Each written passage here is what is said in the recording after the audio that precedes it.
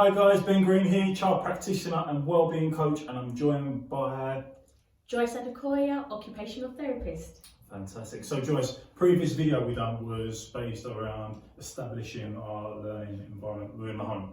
So the next thing which has been raised and which we need to raise and look at is scheduling and routine. Okay, so there's a lot of contributing factors we need to take into consideration. All parents and carers should have been sent home learning resources from the schools, which is fantastic. However, how do you now put it into a timetable for your children? Because obviously we've gone from the school environment to the home environment. Home environment is now associated with relaxing, that's your safe place. So taking learning into the home environment is going to cause some slight confusions for pupils. So we need to look at how can we schedule in our learning time in the home, and making sure your children have the appropriate movement breaks in between, and what is the purpose of a movement break. And also taking into consideration pupils with additional needs such as autism and social emotional mental health conditions.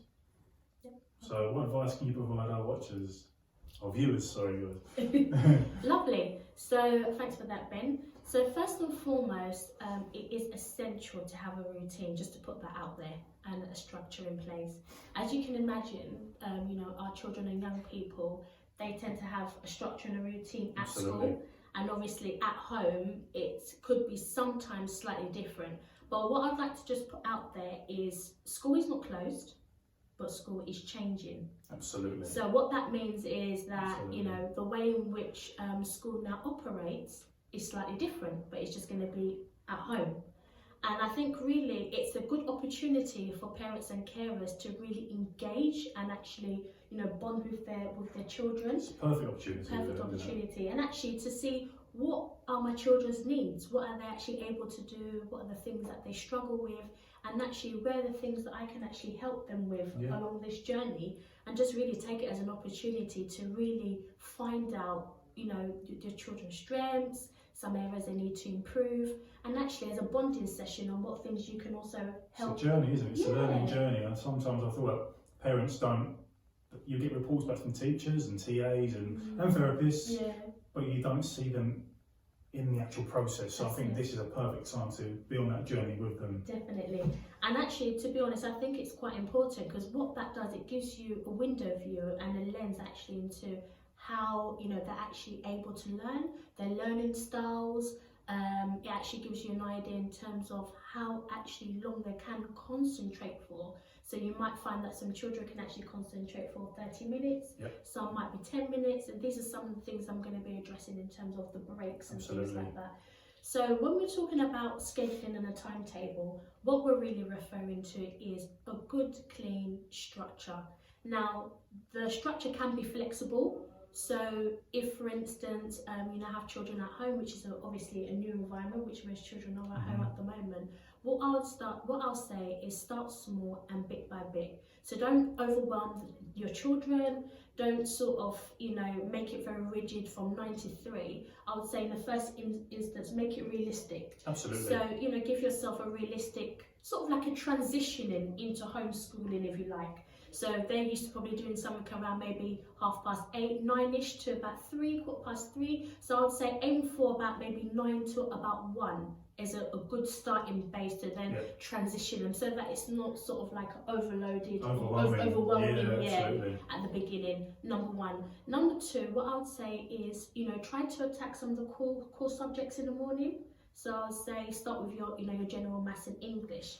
Now, at the end of this session, we are going to leave some links in terms of appropriate websites that you can access for your children, where you can get free learning resources for maths and English. So if you're sort of lost in the middle and have nowhere where to look, and they've kind of like used all the resources that they were given from school, we will be leaving some links and websites that are free. That'll be below in the description, guys. Have a look below after the video. Lovely, perfect.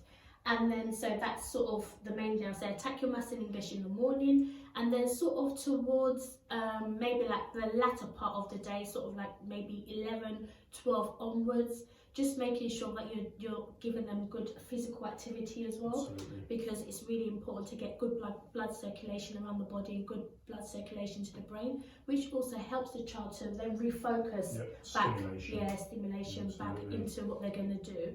I'll say, change it up, mix it up, so you can also get the children to write a diary, and also that could incorporate things like watching documentaries and writing about what they've learned. So picking key themes that are in line with what they're currently doing at school at the moment is quite helpful. And just making sure you're sort of breaking up the activities, doing things like puzzle games, doing things like word finding, things that obviously stimulate other parts of the brain, and that help with hand-to-eye coordination, and also just keeping an eye on having sessions for handwriting, which help with what we call our fine motor skills, which are the movements inside the hands, the fingers and the wrists, and sort of like the small movements. If we can keep an eye on those things, that will help. Close that door. Yeah, sure.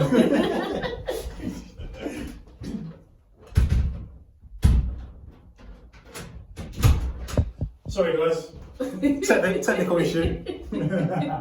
Sorry Joyce, carry on. That's alright. So keeping an eye out for the sort of what we call the fine motor skills, and that definitely will help with sort of like handwriting and things like that. If we have any other things like Lego, which are quite good, building as well, that also utilises other skills in the brain and things like that.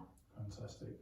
So I want us to look at pupils who have additional needs, such as autism, and people with ADHD, ADD. This can be quite tricky to educate these pupils at home. So what sort of advice can you give to the parents? Obviously we've provided some structure there.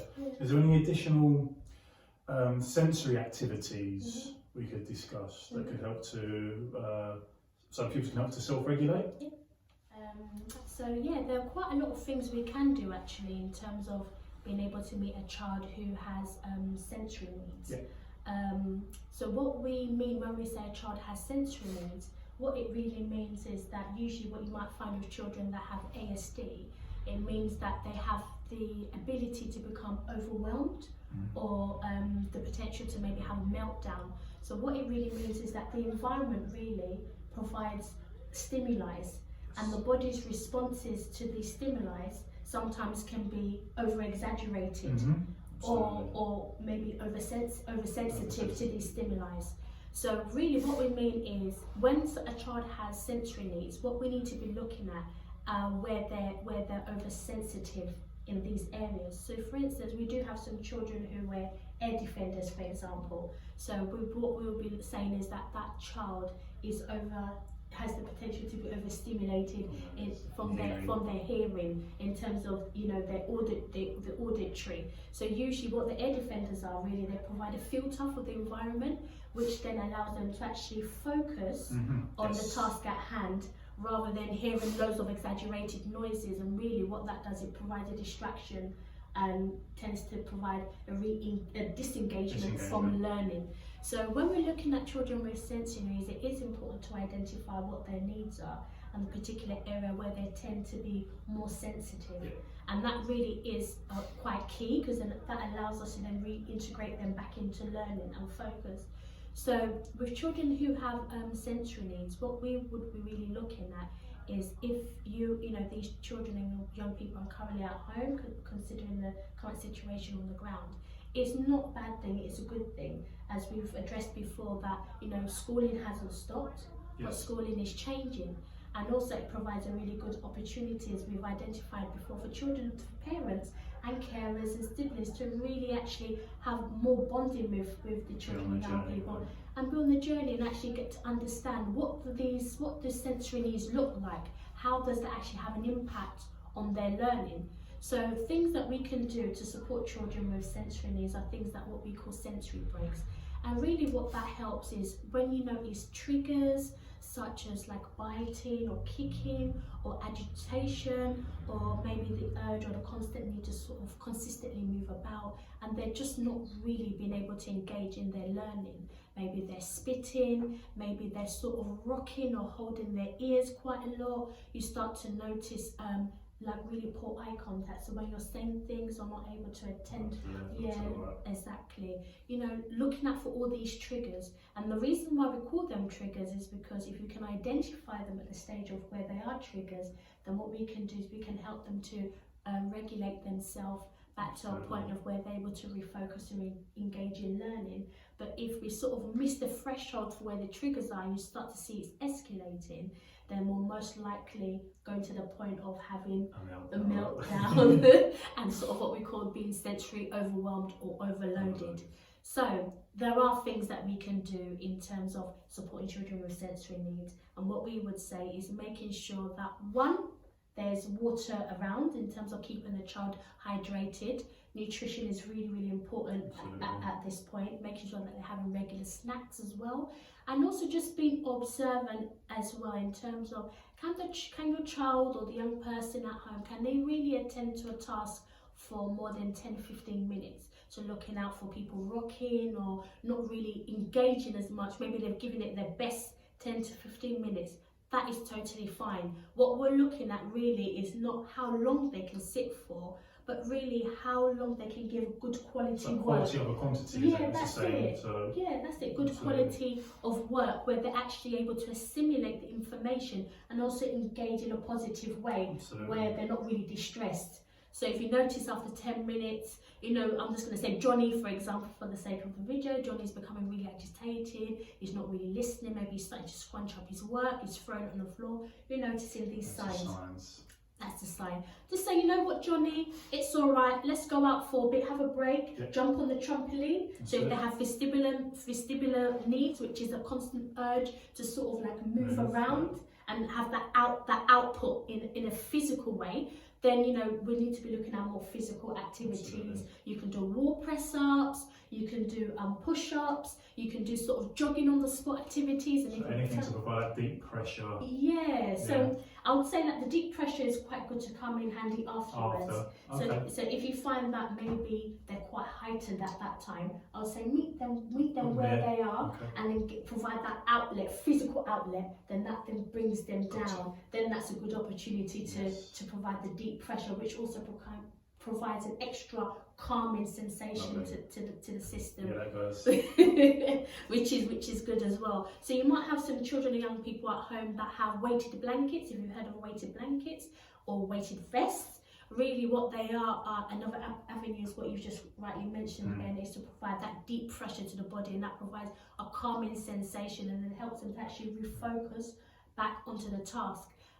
If they've got weighted vests already at home, which is fantastic, after you've applied that deep pressure for a good 10 to 15 minutes, ask them, you know, observe and see if they're starting to calm down a little bit, and ask them questions about what they've previously learned, just to see if they're at that stage to re-engage in learning. I mean, it's quite a broad area. But am I right in saying schools should have a SENCO in place, a special educational needs coordinator? If a pupil has a diagnosis, there should be a plan to go with that HCP plan. Yeah, definitely. Okay, and there should be some strategies within that plan with regards to regulating behaviour, identifying triggers. So if you're unsure, and it's okay if you're unsure, get in contact with your school SENCO, and we'll be able to provide you with additional information around this so you can identify the triggers at an early stage. Yeah, that's perfect. I mean, what we would usually be saying is that, you know, you live with the child at home, you probably know what the triggers are, and I've identified it in terms of what the behaviour looks like, but you might not necessarily know that there is a sensory need attached to it. So I'm sure loads of parents and family members and siblings, they're familiar with what, you know, if Johnny's looking a bit agitated, but you might not necessarily know that there is a sensory need around it. So what we're really saying is that behaviour is communication.